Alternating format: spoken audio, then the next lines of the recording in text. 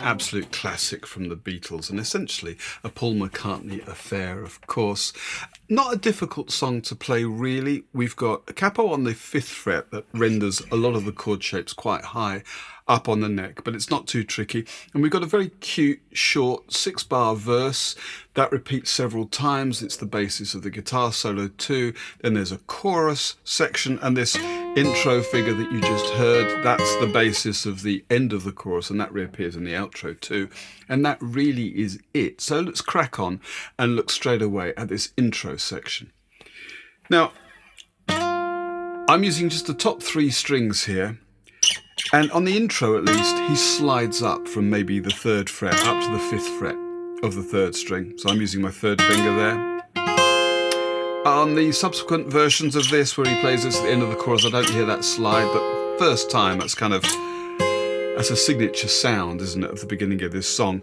3, 4, 5 then on the top 3 strings, and really it's the story of watching this note fall from the 5th fret of the 3rd string down to the 1st fret. So you need to just work out your fingering. I've got my thumb picking the 3rd string, and then my 1st and 2nd fingers are going to pick the top 2 strings. And then that note moves down to the 4th fret, to the 3rd fret, 2nd fret. I'm going to need to refinger it there. And then when it moves down to the 1st fret, I've got what is A flat major 7 nominally. I mean, there's not very much of this chord here, but I've got my 1st finger barring across the top 3 strings at the 1st fret, and then I've got my little finger here up on the 3rd fret of the top string. I'm going to take that little finger off, pick those top 2 strings again, and then one more time, 3rd and 2nd strings with my little finger now on the 4th fret. And then we come out onto a G chord. This is how he's playing G in this song. But for this bit, you could just use your 1st finger, again sliding up if you like. Or I might use my 2nd and 3rd fingers. I could probably only slide from the 2nd fret there, but that's it. Either way, and then we get a bit of a strum. So that last little bit.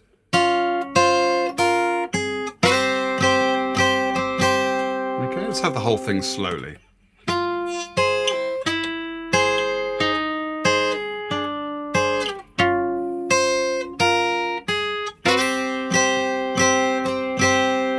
Okay, up to speed. 1, 2, 3, 4.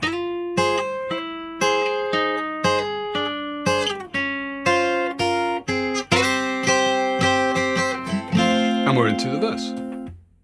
Now the verse kicks off with a bar of C, but he's adding a note on the 3rd fret of the top string here with a little finger. Even though we've got a capo on the 5th fret, he's making a point of just pushing the brightness of these chords by adding extra notes on the top strings to make it even brighter than it strictly needs to be. I guess it just cuts through in the mix better, but that's how he's playing his C. Then we've got this, F minor 7, which you could play this way, barring across the 1st fret on all the strings and then adding the 3rd finger on the 3rd fret of the 5th string. That would be a very standard and simple way of doing it. But he then adds notes on the 4th fret of the top 2 strings, which you probably could play with separate fingers, but I find that tricky. So I'm going to do that kind of a thing. Then he's got this, B flat 6, again. It's a very bright sound. We've got my 1st finger here on the 1st fret of the 5th string, but otherwise I'm going across the 3rd fret of the top 4 strings. Okay, and then we get to this. Now this is an A diminished or E flat diminished, or you could call it a number of different things. It's just a diminished chord. And what he tends to do, he does this sometimes, he really only hits the 4th, 3rd and 2nd strings. And then you may know with a diminished chord, you can actually just repeat it 3 frets higher and you're duplicating the notes in a different order. So it's just a different voicing, a different inversion of the same thing. And he's just doing that. He doesn't always do it, but he certainly does it sometimes. And we've got this.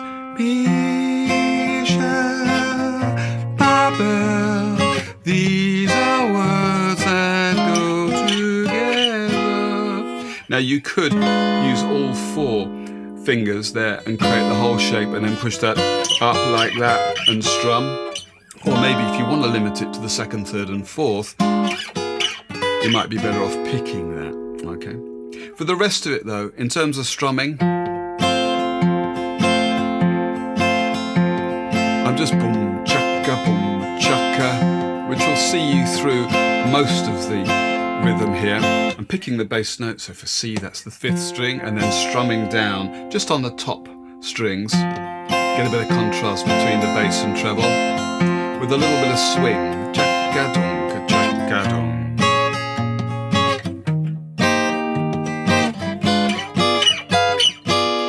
Now we get to G. And this is how he's playing G. Again, brighter than it needs to be. He's got a note on the 3rd fret of the 2nd string here.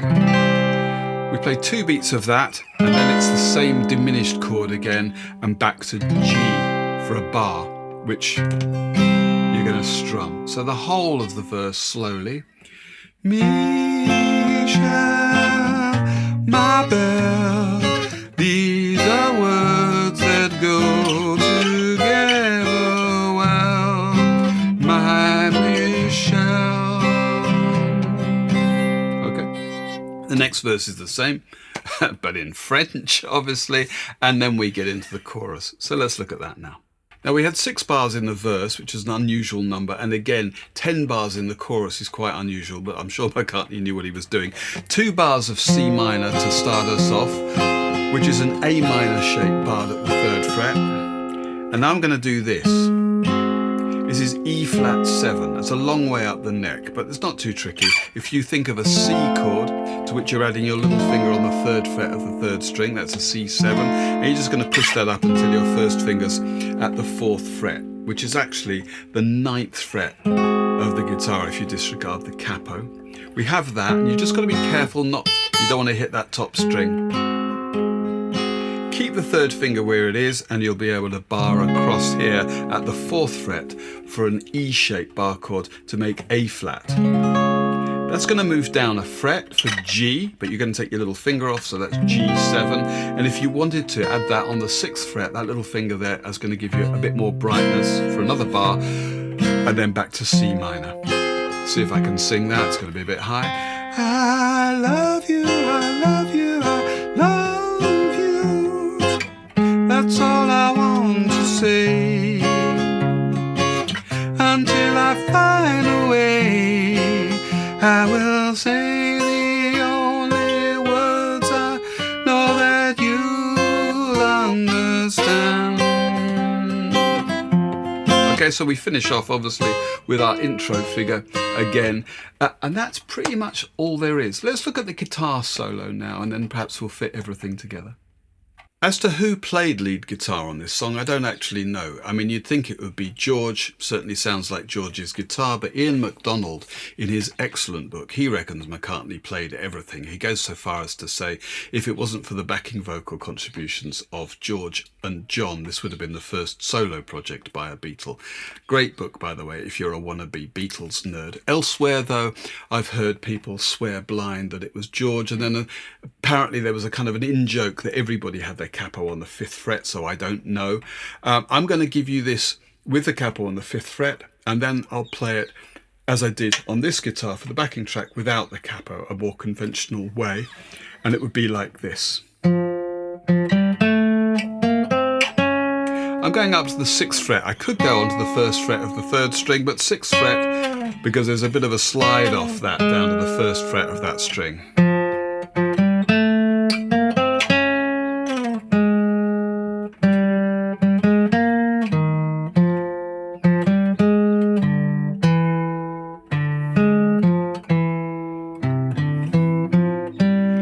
That's not tricky at all. And here it is without the capo. And if you think about it, the bottom 4 strings of the guitar are tuned a 4th apart, which is the equivalent of 5 frets worth of pitch. So what I'm saying is, if you've looked at this with the capo on the 5th fret, then take the capo off and just play everything up a string. I mean, obviously down here, you're going to move down to the bottom of the neck, but you're going to play everything up a string. Otherwise, everything is exactly the same.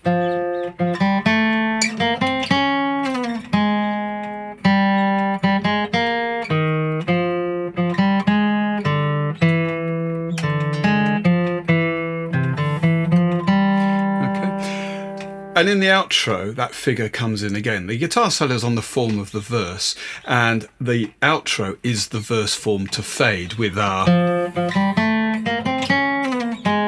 guitar solo again, as I say, to fade. Okay, one final detail. That last verse links to the outro, which is a reprise of that guitar solo by means of his little descending figure from the intro. It's very clever, very McCartney. So let's just play that through now and you'll see what I mean.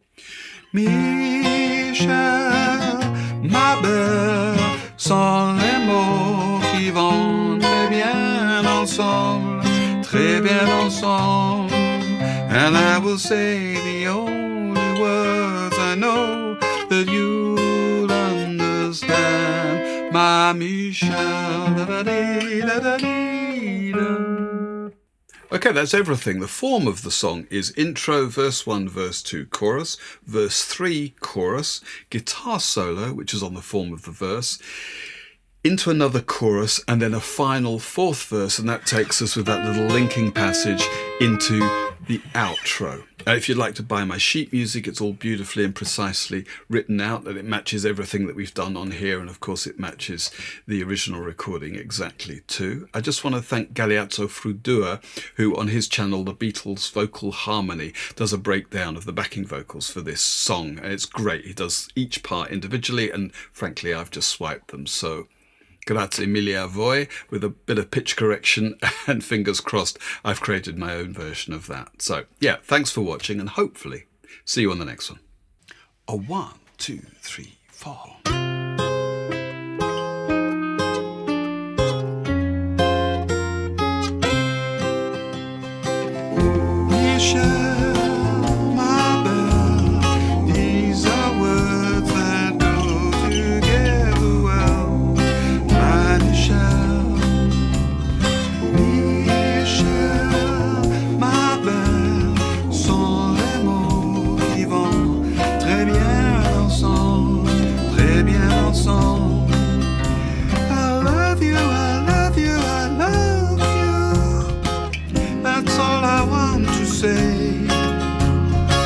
Until I find a way, I will say the only words I know that you understand. Michel, ma belle, sont les mots qui vont très bien ensemble, très bien ensemble. I need you, I need you, I need you. I need to make you see what you mean to me until